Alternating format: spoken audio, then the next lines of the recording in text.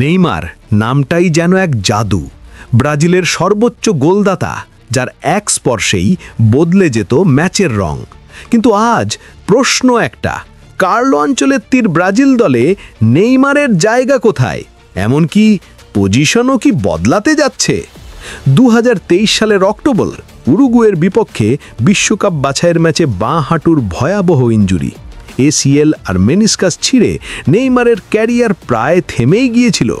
এরপর 1 বছর পার, কিন্তু ব্রাজিলের নতুন কোচ আনচেলত্তির অধীনে নেইমার এখনও মাঠে ফেরেননি।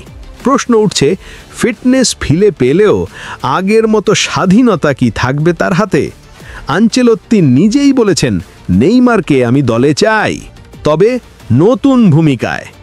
আনচেলত্তির পরিকল্পনায় নেইমার আর সেই বাম দিকের উইঙ্গার নন। তিনি চান নেইমার খেলুক মাঝ মাঠে, ঠিক ফলস 9 বা প্লেমেকার হিসেবে।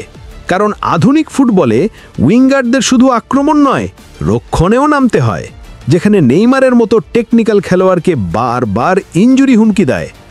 মাঝ মাঠে খেললে শারীরিক চাপ কমবে, আবার গোলের কাছেও থাকবে, যেখানে এক মুহূর্তেই জ্বলে উঠতে পারে নেইমারের ম্যাজিক। ভাবুন তো, ভিনিসিয়াস আর রদ্রিগো খেলছে দুই পাশে, আর মাঝখানে নেইমার একজন সৃষ্টিশীল গোল মেশিন হিসেবে। এটা কি হতে পারে নতুন যুগের ব্রাজিলের গোপন অস্ত্র, নাকি নেইমারের সময়টা পেরিয়ে গেছে? ফিরে আসবে কি সেই পুরনো নেইমার, যার হাসিতে মিশে থাকে ব্রাজিলের আশা? আর আনচেলত্তির পরিকল্পনায় কি আবারও আলো ছড়াবে সেলেসাও? তোমার কি মনে হয়, নেইমারের জন্য ফলস 9 কি সত্যিই আদর্শ পজিশন?